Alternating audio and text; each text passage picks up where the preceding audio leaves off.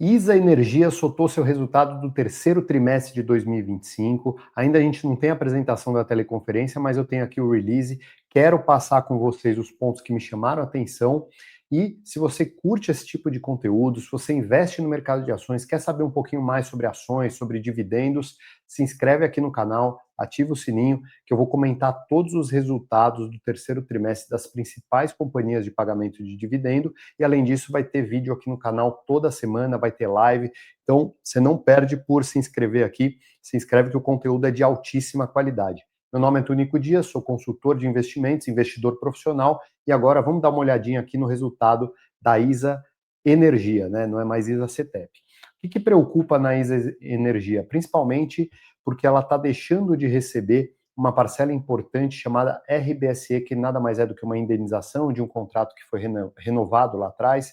Essa indenização ela termina ali por volta de 2030, então a empresa está se mexendo para não deixar com que essa receita faça falta aí para os investidores. Então isso está demandando que ela faça grandes investimentos, grandes alavancagens. Então, ela está num patamar de alavancagem muito maior do que o que ela costumava estar, mas, por outro lado, ela está investindo muito mais do que ela já investiu lá no passado. Então, lado bom e lado ruim é que ela está crescendo, o lado ruim é que o cenário macroeconômico está bem desafiador por causa da taxa de juros, mas se você pensa para o longo prazo, a ISA CETEP, a ISA Energia, eu acho que é um excelente papel do mercado de energia, do setor de energia. ISA Energia e Taesa são as minhas favoritas. Então, sem mais delongas, vamos aqui para o release de resultado. Então, esse documento aqui você encontra no próprio site de RI da companhia. Ele é o documento do release de resultado, né? Então, o que me chama a atenção aqui logo na primeira linha? A queda da receita olhando aqui os 9 meses de 2025 contra os 9 meses de 2024, uma queda aí de 5% na receita líquida regulatória da empresa, né? E além disso, lá no bottom line, no lucro, o lucro caindo aqui quase 10%, se você comparar um ano contra o outro nesse período de 9 meses, né? Por outro lado, no terceiro trimestre, a margem líquida ficou em 51% versus 36% do mesmo período de 2024. Isso significa que ela está conseguindo ser eficiente aí na captura da sua receita, né? E a dívida líquida, ela aumentou. No terceiro trimestre de 2025, ela está fechada aqui em 12,9 bilhões e ela estava ali no finalzinho no terceiro trimestre de 2024, ela estava 9,5%. Então, um crescimento de 35% da dívida líquida. O que é a dívida líquida? É toda a dívida bruta da empresa menos o que ela tem de caixa, né? Então, é isso. Mas olha só aqui embaixo o CAPEX, né? Que nada mais é do que Capital Expenditure. Isso aqui é o quanto ela está gastando aí para investir em novos projetos. Então, ela cresceu quase 40% a sua capacidade de investimento, né? Vamos olhar aqui, ó, olha que interessante, em 29 de setembro de 2025, ou seja, um mês atrás, ela anunciou, sim, um pagamento de distribuição de lucros, juros sobre capital próprio, no valor de 445 milhões de reais, isso representa mais ou menos 67 centavos por ação bruto, né, tanto para a ISA E3 quanto para a ISA E4, isso vai ser pago ali ao longo de 3 parcelas, né. Se você vai aqui na divulgação de resultado, você vê que isso é referente ali não é ao ano inteiro, tem muita gente que tem essa dúvida aí, então fica tranquilo que isso não é todo o dividendo que a ISA deve pagar ainda esse ano, então tem mais dividendo vindo por aí, tá bom? Aqui indo para o que interessa, de novo, vou pular aqui algumas partes que não fazem tanta diferença, mas como eu comentei aqui, né, a RBSE, ela tem caído aqui, né, em relação aos 9 meses de 2024, aos 9 meses de 2025 foi uma queda de 11%, por outro lado, ela tem crescido aí na concessão principal dela, que é o contrato 059, que é o do Estado de São Paulo, por isso que é ISA, por isso que antigamente chamava Transmissão Paulista, então ela cresceu ali essa parte de reforços e melhorias. Então eu estive lá no ISA Energia Day, e eles comentaram que uma das estratégias para repor essa perda que eles vão ter da RBSE é na parte de reforços e melhorias. Então, a empresa de transmissão ela tem basicamente 3 caminhos para crescer. ela pode participar de leilões e adquirir lotes novos e construir esses leilões do zero, isso é chamado greenfield. Ela pode fazer fusões e aquisições e comprar algum projeto de outra transmissora que já está em andamento, isso se chama brownfield. E você tem o investimento em reforços e melhorias, que nada mais é do que pegar uma linha já existente, que já está dentro de casa, já está gerando receita, e melhorar essa linha, reforçar essa linha. Então, tem vários procedimentos que a própria ONS recomenda aí para as transmissoras, e se elas pegam esses projetos para executar, ela tem uma ampliação de receita ali logo na cabeça, e geralmente são projetos menores que ela consegue executar de uma forma muito rápida. Então, a ISA tem focado bastante nessa parte de reforço e melhorias, né? Então, eles disseram aqui que um dos pontos negativos foi a redução desse componente financeiro da RBSE, como eu bem falava aqui, né?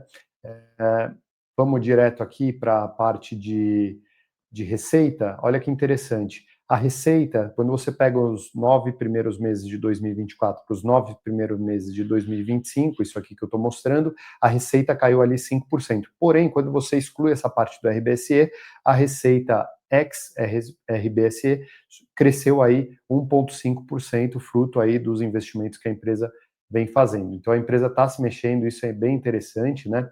Você pega aqui na parte de despesa, a despesa crescendo menos do que a inflação, tanto na comparação de 9 meses contra a comparação de trimestre contra trimestre, né? Isso é bem interessante, mostra que ela está controlando aí as suas despesas. E quando a gente vai aqui para o resultado financeiro, você vê que o resultado financeiro ele piorou, né? Então ela teve uma despesa financeira maior do que nos outros trimestres, e isso ela tem muito a ver com a parte de endividamento, né? Então ela fala que reflete a maior posição de dívida bruta, impulsionado pelas captações realizadas pela companhia entre os períodos, né? Então ela fez emissões de debêntures aí que trouxeram dinheiro para o caixa da empresa, mas aumenta ali o saldo devedor dela, além do desembolso do BNDES e a variação do CDI no período, né?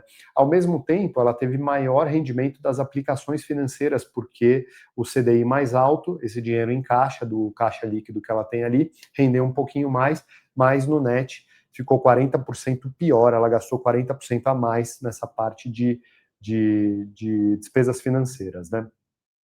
Aqui a parte do lucro líquido, quando você pega o ano, né? O ano, 9 meses de 2024, o lucro líquido acumulado foi 1,3 bilhão, e nos 9 meses de 2025 isso foi para 1,1 bilhão. Então, esse lucro caiu quase 10%. Quando você pega aqui a composição, tem uma diminuição de receita líquida, apesar de ter um benefício ali de PMSO, que é basicamente a despesa, tem um benefício ali de depreciação, aí você tem um resultado financeiro penalizando bastante o resultado, porém você tem um benefício de imposto de renda e contribuição social, e tudo isso combinado gerou um resultado 9,7% pior. Então aqui explica bem aí o que aconteceu com o lucro da companhia. O que mais de interessante que eu queria trazer aqui para vocês? A parte de endividamento, né? O endividamento cresceu 26%, então a gente sai do endividamento ali no final de 2024 de 10,2 bilhões, né, de reais, e chega num endividamento de 12,9, ou seja, um crescimento de 26%. Isso preocupa, assim, a primeiro momento, mas quando você olha a composição dessa dívida, ela tem diminuído a dívida de curto prazo, né? Então a dívida de curto prazo aqui caiu quase 63%, e ela aumentou uma dívida de longo prazo. Então, aqui você tem até o cronograma de amortização dessa dívida, né? Então, em azulzinho claro aqui, o caixa dessa empresa, e você vai vendo que a grande parte da amortização está ali para 2036 para frente. Enquanto isso, você tem algumas amortizações ali que são facilmente suplantadas pela geração de caixa da companhia, né? Então, o prazo médio da dívida no final desse trimestre é de 7,4 anos, e ela tinha uma dívida com prazo um pouquinho maior, de 7,5 ali no final de 2024, mas ela coloca aqui que isso é totalmente compatível com a natureza do negócio. Inclusive ela traz que a Fitch, que é uma agência uma agência de crédito ali, atribuiu o rating AAA, ou seja, uma super qualidade ali, e você vê que a indexação da dívida, ou seja, boa parte da dívida é indexada ao IPCA mais alguma coisa, e uma outra grande parte é indexada ao CDI, né? E aí ele fala aqui que ele tem uma dívida com o BNDES que tem um covenant. O que é um covenant? É uma cláusula nesse contrato de dívida que fala que a empresa não pode superar 3 vezes dívida líquida EBITDA. E ela está aqui com 3,44 vezes dívida líquida EBITDA, ou seja, nesse momento ela está desenquadrada desse covenant, ela está quebrando, vamos dizer assim, uma cláusula do BNDES, porém, isso ainda não é de fato consumado, porque eles passam uma régua ali no dia 31 de dezembro, então, por mais que esteja desenquadrado agora, o que importa é como a dívida vai estar ali no dia 31 de dezembro. Porém, a diretora financeira da ISA comentou no ISA Day ali que eles não vão estar enquadrados ali, então eles já estão negociando com o BNDES um waiver, que é basicamente um pedido de prorrogação dessa cláusula ali. Então, isso não é nada preocupante, eles têm várias formas ali de substituir esse empréstimo do BNDES por outra coisa. Então, isso é só um ponto de atenção aqui, mas que não é grandes coisas.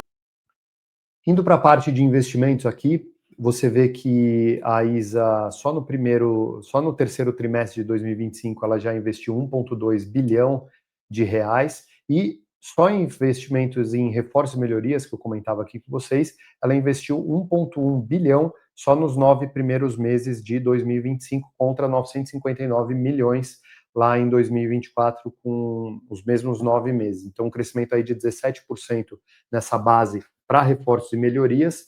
Então, isso indica que a empresa está indo no caminho que eu comentei ali com vocês. E, além disso, ela tem a autorização do órgão regulador para investir 5,7 bilhões de reforços e melhorias até o final de 2029. Então, esses investimentos devem trazer um retorno bem interessante para a empresa aí ao longo desse tempo. E olha só, aqui ela traz a composição do que é pequeno, do que é grande, então é bem interessante notar isso, né?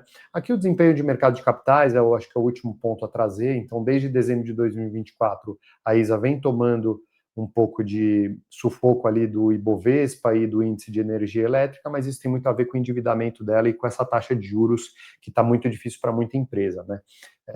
Então, eu acho que a ISA ela está num momento bacana, ela é uma empresa super interessante de ter na carteira. Eu acho que do setor de energia, talvez seja as minhas top 2 ali, a Taesa quanto a ISA. Eu acho que nesse momento eu esperaria um pouquinho para entrar, porque o preço está um pouquinho esticado. Vamos ver como o mercado reage aí a esse resultado e a gente vai comentando outros resultados de outras empresas. Então, se você se interessa por esse tipo de conteúdo, se inscreve aqui no canal, me acompanha aqui. Ao longo dessa temporada de balanço, eu ainda vou soltar bastante vídeo. Além disso, tem lives todas as segundas-feiras. Conto com você aqui no canal. Um grande abraço e até a próxima.